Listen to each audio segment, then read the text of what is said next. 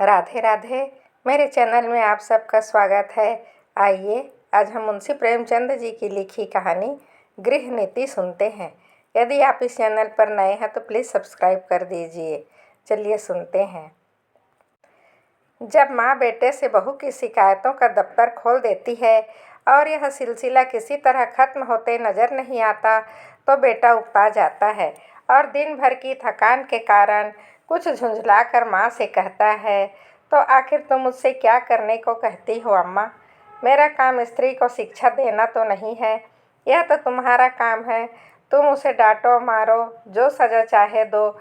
मेरे लिए इससे ज़्यादा खुशी की और क्या बात हो सकती है कि तुम्हारे प्रयत्न से वह आदमी बन जाए।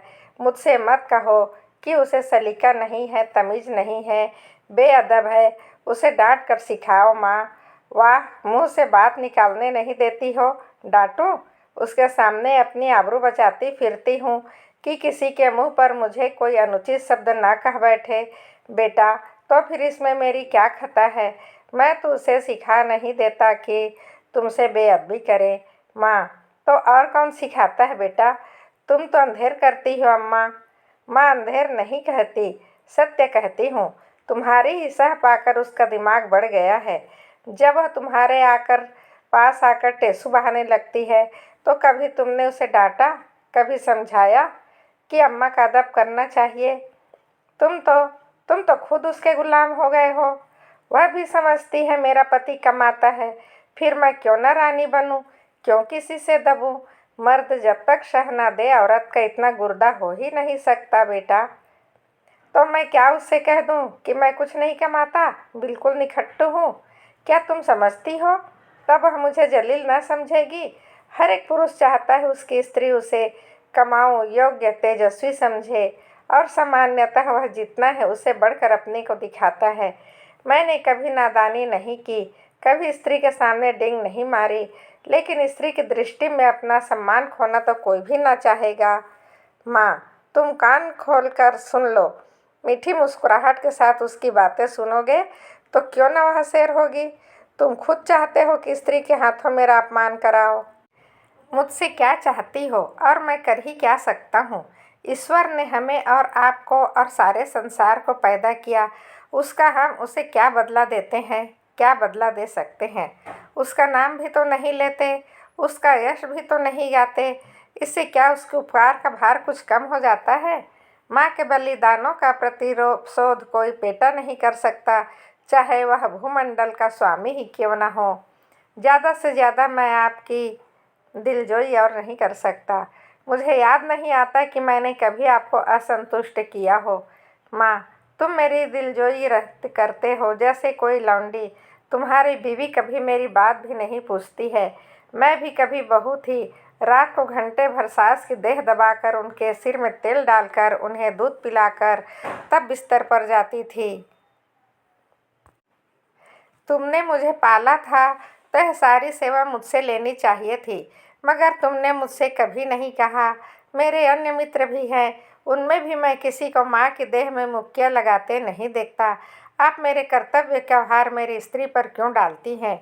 यूँ अगर वह आपकी सेवा करे तो मुझसे ज़्यादा प्रसन्न और कोई न होगा।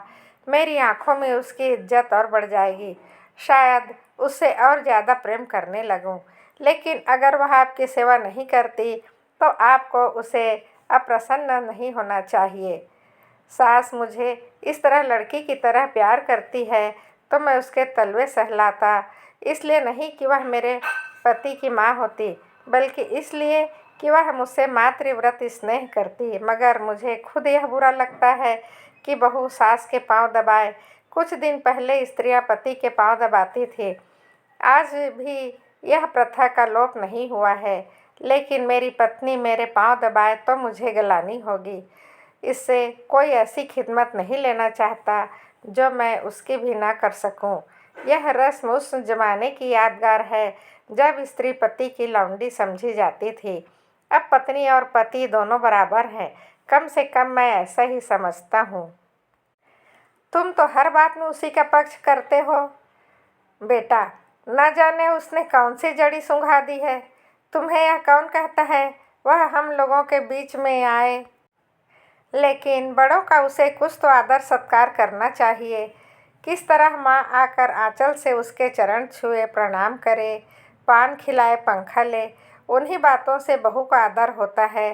लोग उसकी प्रशंसा करते हैं, नहीं तो सब की सब यही कहती होंगी, बहू को घमंड हो गया है, किसी से सीधे मुँह बात नहीं करती। बेटा विचार करके, हाँ, यह अवश्य उसका दोष है, मैं उसे समझा दूंगा। माँ प्रसन्न होकर, तुमसे सच कहती हूँ बेटा, चारपाई से उठती तक नहीं, सब औरतें थोड़ी थोड़ी कहती हैं, मगर उसे तो शर्म जैसे छू ही नहीं गई है। मैं हूँ कि मारे शर्म के मरी जाती हूँ। बेटा यही मेरी समझ में नहीं आता, तुम हर बात में अपने को उसके कामों की जिम्मेदारी क्यों समझ लेती हो। मुझ पर दफ्तर में न जाने कितनी घुड़कियाँ पड़ती है, रोज़ ही तो जवाब तलब होता है, लेकिन तुम्हें उल्टे मेरे साथ सहानुभूति होती है। क्या तुम समझती हो अफसरों को मुझसे कोई बैर है, जो अनायासी मेरे पीछे पड़े रहते हैं, या उन्हें उन्माद हो गया है, जो अकारण ही मुझे काटने दौड़ते हैं? नहीं, इसका कारण यही है कि मैं अपने काम में चौकस नहीं हूँ। गलतियाँ करता हूँ, सुस्ती करता हूँ, लापरवाही करता हूँ।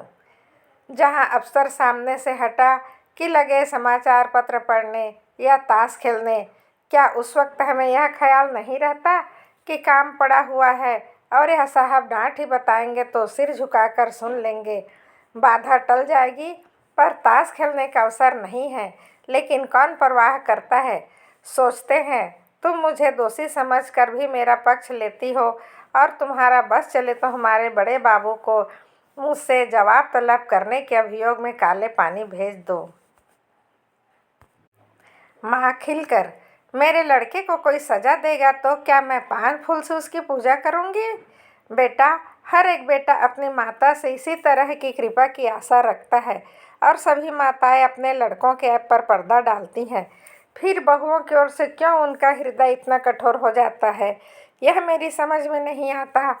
तुम्हारी बहू पर जब दूसरी स्त्रियां चोट करे, तुम्हें मातृ स्नेह का यह धर्म है। तुम उसकी तरफ से क्षमा मांगो, कोई बहाना कर दो, उनकी नज़रों में उसे उठाने की चेष्टा करो। इस तिरस्कार में तुम क्यों उनसे सहयोग करती हो? तुम्हें क्यों उसके अपमान में मज़ा आता है? मैं भी तो हर एक ब्राह्मण या बड़े बूढ़े का आदर सत्कार नहीं करता। मैं किसी ऐसे व्यक्ति के सामने सिर झुका ही नहीं सकता जिससे मुझे हार्दिक श्रद्धा ना हो।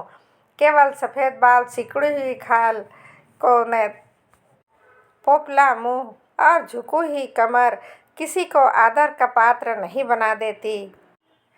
मुमकिन है तुम्हारी बहू के मन में भी उन देवियों के प्रति अश्रद्धा के भाव हो। उनमें से दो चार को मैं भी जानता हूँ। वे सब बड़े घर की, लेकिन सबके दिल छोटे विचार, छोटे निंदा की पुतली हैं। तो कोई खुशामद युक्त, कोई गाली गलौज में अनुपम, सभी रूढ़ियों की गुलाम, ईर्ष्या द्वेष से जलने वाली, एक भी ऐसा नहीं जिसने अपने घर को नरक का नमूना न बना रखा हो। अगर तुम्हारी बहू ऐसी औरतों के आगे सिर नहीं झुकाती तो मैं उसे दोषी नहीं समझता। माँ, अच्छा अब चुप करो। बेटा, देख लेना, तुम्हारी यह रानी एक दिन तुमसे चूल्हा न जलवाए और झाड़ू न लगवाए तो सभी औरतों को बहुत सिर चढ़ाना अच्छा नहीं होता। बूढ़ी सास तो खाना पकाए और जवान बहू बैठी उपन्यास पढ़ती रहे। बेटा, बेशक यह बुरी बात है, और मैं हरगिज नहीं चाहता कि तुम खाना पकाओ और वह उपन्यास पढ़े, चाहे वह उपन्यास प्रेमचंद जी की ही क्यों न हो। लेकिन यह भी तो देखना होगा, उसने अपने घर कभी खाना नहीं पकाया, वहाँ रसोईया महाराज हैं, और जब चूल्हे के सामने जाने से उसके सिर में दर्द होने लगता है तो उसे खाना पकाने के लिए मजबूर करना उस पर अत्याचार करना है। मैं तो समझता हूँ यह उसके घर वालों की गलती है। उन्हें उसकी शादी किसी धनी घर में नहीं की।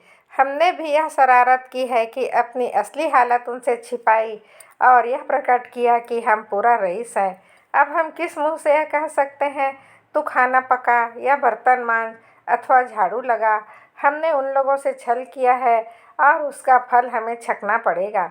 अब तो हमारी कुशल इसी में है कि अपनी दुर्दशा को नम्रता, विनय और सहानुभूति से ढाके और उसे अपने दिल को यह तसल्ली देने का अवसर दें कि भला धन से नहीं मिला, घर के आदमी तो अच्छे मिले। अगर यह तसल्ली भी हमने उनसे छीन ली तो तुम ही सोचो उसको कितना विदारक वेदना होगी। शायद हम लोगों की सूरत से भी घृणा करने लगे। जब तक वह इस घर को अपना न समझे, उसकी हैसियत मेहमान की है और मेहमान की हम खातिर करते हैं, उसके ऐब नहीं देखते। माँ, ईश्वर न करे किसी को ऐसी बहू मिले। बेटा, तो वह तुम्हारे घर की हो चुकी माँ। क्या संसार में औरतों की कमी है बेटा? औरतों की कमी तो नहीं, मगर देवियों की कमी ज़रूर है माँ। ऐसी औरतें सोने लगती हैं तो बच्चा चाहे रोते रोते बेदम हो जाए, माँ की आँख तक नहीं खुलती। मैं क्या कर सकता हूँ? ज़्यादा से ज़्यादा उसे डांट बता सकता हूँ, लेकिन वह डांट की परवाह न करे, तुर्की बतुर्की जवाब दे तो मेरे पास ऐसा कौन सा साधन है जिससे मैं उसे ताड़ना दे सकूँ। माँ, तुम तो दिन ना बोलो, देवता सीधे हो जाओ, सामने नाक रगड़े।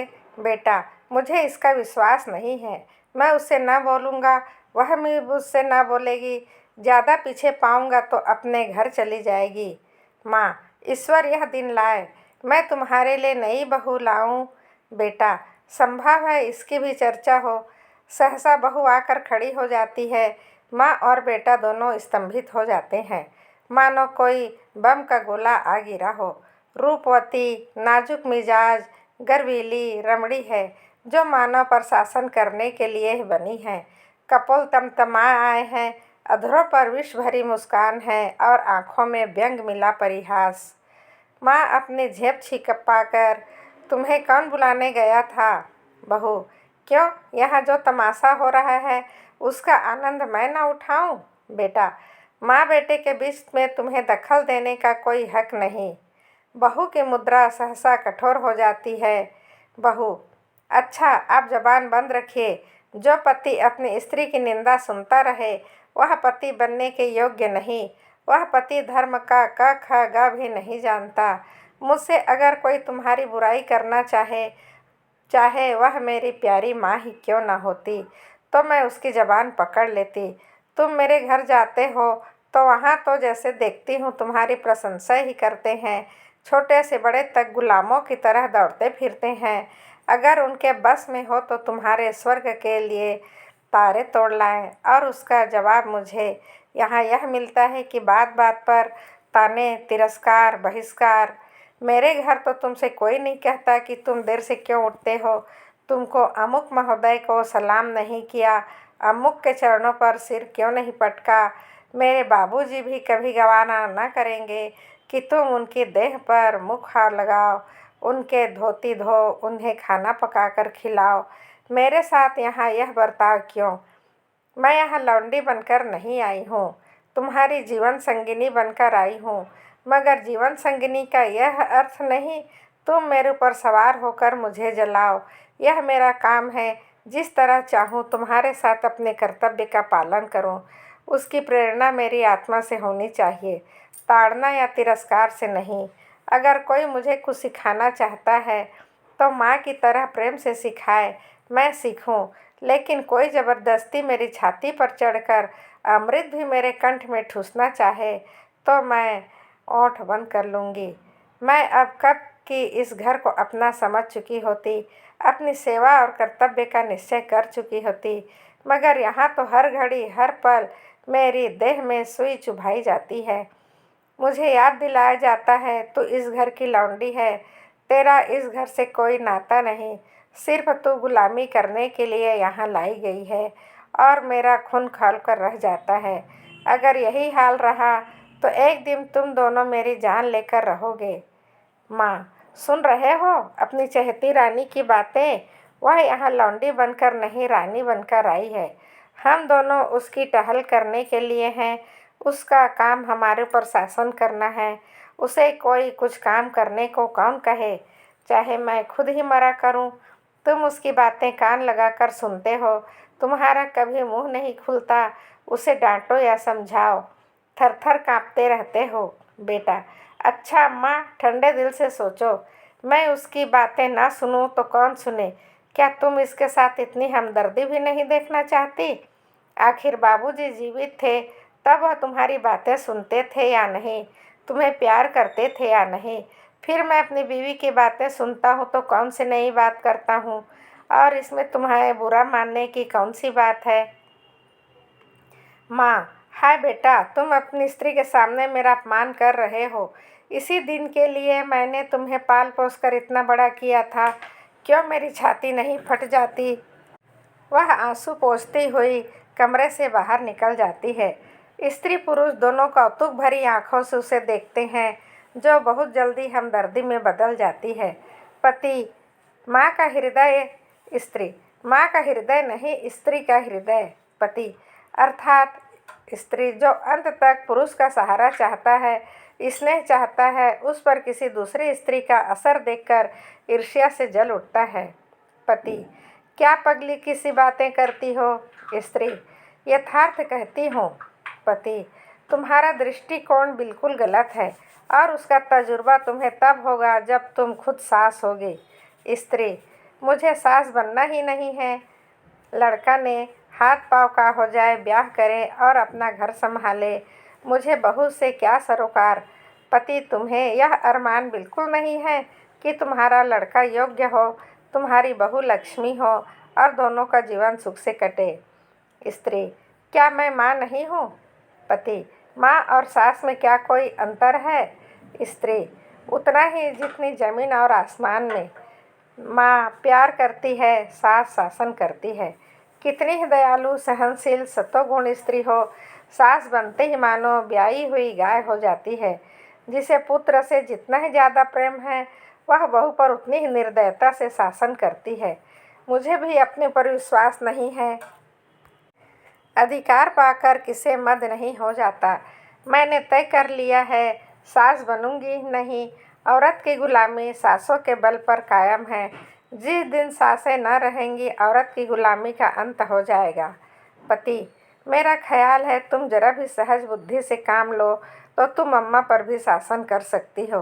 तुमने हमारी बातें सुनी? स्त्री, बिना सुने ही मैंने समझ लिया कि क्या बातें हो रही होंगी। वही बहू का रोना। पति, नहीं नहीं, तुमने बिल्कुल गलत समझा है। आज मैंने विस्मयकारी अंतर माँ में देखा है, बिल्कुल अभूतपूर्व। आज वह जैसे अपनी कटुता पर लज्जित हो रही थी। हाँ, प्रत्यक्ष रूप से नहीं, संकेत रूप से। अब तक वह तुमसे इसीलिए नाराज रहती थी कि तुम देर से उठती हो। अब शायद उन्हें यह चिंता हो रही है कि कहीं सवेरे उठने से तुम्हें ठंड न लग जाए। तुम्हारे लिए पानी गर्म करने को कह रही थी। स्त्री, प्रसन्न होकर? सच? पति, हाँ, मुझे तो सुनकर आश्चर्य हुआ। स्त्री, अब मैं ही मुंह अंधेरे उठूंगी, ऐसी ठंड क्या लग जाएगी?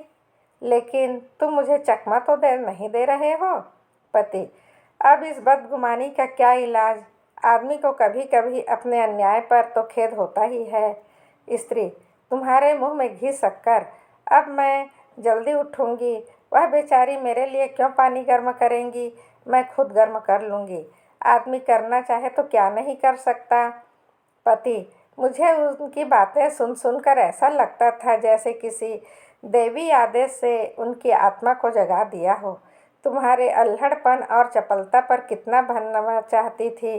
घर में कोई बड़ी बूढ़ी आ जाए, तुम उसके चरण छुओ, लेकिन शायद उन्हें मालूम हो गया है, इस उम्र में सभी थोड़े बहुत अल्हड़ होते हैं। शायद उन्हें अपनी जवानी याद आ रही है। कहती थी, यही तो शौक श्रृंगार, पहनने ओढ़ने, खाने खेलने के दिन थे। बुढ़िया का तो दिन भर तांता लगा रहता है, कोई कहाँ तक उनके चरण छुए। और क्यों छुए? ऐसी की बड़ी देवियाँ हैं। स्त्री, मुझे तो हर्ष उन्माद हुआ चाहता है। पति, मुझे तो विश्वास ही नहीं आता था, स्वप्न देखने का संदेह हो रहा था। स्त्री, अब आई है राह पर। पति, कोई देवी प्रेरणा समझो। स्त्री, मैं कल से ठेठ बहू बन जाऊंगी, किसी को खबर भी ना होगी कब अपना मेकअप करती हूँ। सिनेमा के लिए भी सप्ताह में एक दिन काफ़ी है। बूढ़ियों के पाँव छू लेने में हर्जी क्या है? वे देवी ना सही, चुड़ैल ही सही, मुझे आशीर्वाद तो देंगी, मेरा गुणगान तो करेंगी। पति, सिनेमा का तो उन्होंने नाम भी नहीं लिया है। स्त्री, तुमको जो इसका शौक है, अब तुम्हें भी ना जाने दूंगी। पति, लेकिन सोचो, तुमने कितनी ऊंची शिक्षा पाई है, किस स्कूल की हो, इस खुसट बूढ़ियों के पांव पर सिर रखना तुम्हें बिल्कुल शोभा ना देगा।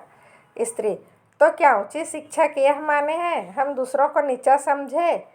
कितने ही मूर्ख हों, लेकिन दुनिया का तजुर्बा तो रखते हैं। कुल की प्रतिष्ठा भी नम्रता और सद्व्यवहार से होती है, हेकड़ी और रुखाई से नहीं। पति, मुझे तो यही ताज्जुब होता है कि इतनी जल्दी इनकी काया पलट कैसे हो गई। अब उन्हें बहुओं का सास के पांव दबाना या उनकी साड़ी धोना या उनके देह में मुक्कियाँ लगाना बुरा लगने लगा है। कहती थी, बहू कोई लौंडी थोड़े ही है कि बैठी सास के पांव दबाए। स्त्री, मेरी कसम। पति, हाँ जी, सच कहता हूँ। तो और अब तुम्हें खाना भी ना पकाने देंगी। कहती थी, जब बहू के सिर में दर्द होता है तो क्यों उसे सताया जाए, कोई महाराज रख लो। स्त्री, फूली न समा कर, मैं तो आकाश में उड़ी जा रही हूँ। ऐसी सास के तो चरण धो धो कर पिए, मगर तुमने पूछा नहीं अब तक तुम क्यों मार मार कर हकीम बनाने पर तुली रहती थी। पति, पूछा क्यों नहीं, भला मैं छोड़ने वाला था। बोली, मैं अच्छी हो गई थी, मैंने हमेशा खाना पकाया, फिर वह क्यों ना पकाए। लेकिन अब उनकी समझ में आया, वह निर्धन बाप की बेटी थी, तुम संपन्न कुल की कन्या हो। स्त्री, जी, दिल की साफ है, उन्हें मैं क्षमा के योग्य समझती हूँ। जिस जलवायु में हम पलते हैं उसे एक बारगी नहीं बदल सकते। जिन रूढ़ियों और परंपराओं में उनका जीवन बीता है, उन्हें तुरंत त्याग देना उनके लिए कठिन है। अब मैं खुद ही पका लिया करूँगी। 3-4 प्राणियों का खाना ही क्या है, मेरे से अम्मा को आराम मिले। मैं जानती हूँ सब कुछ, लेकिन कोई रौब जमाना चाहे तो मुझसे बुरा कोई नहीं। मैं तो केवल अम्मा जी को चिढ़ाने के लिए उनसे बार बार रुपए मांगती थी। मेरे पास तो खुद 50 रुपए पड़े रहते हैं। बाबूजी का पत्र आता है तो उसमें 10-20 के नोट ज़रूर होते हैं, लेकिन अब मुझे हाथ रोकना पड़ेगा। आखिर बाबूजी कब तक देते चले जाएंगे, और यह कौन सी अच्छी बात है कि मैं हमेशा उन पर टैक्स लगाती रहूं। पति, देख लेना अम्मा अब तुम्हें कितना प्यार करती हैं। स्त्री, तुम भी देख लेना मैं उनकी कितनी सेवा करती हूँ। पति, मगर शुरू तो उन्होंने किया है। स्त्री, केवल विचार में, व्यवहार में आरंभ मेरी ही ओर से होगा। भोजन पकाने का समय आ गया, चलती हूँ। आज कोई खास चीज़ तो नहीं खाओगे। पति, तुम्हारे हाथों की रूखी रोटियां भी पकवान का मज़ा देंगी। स्त्री, अब तुम नटखटी करने लगे।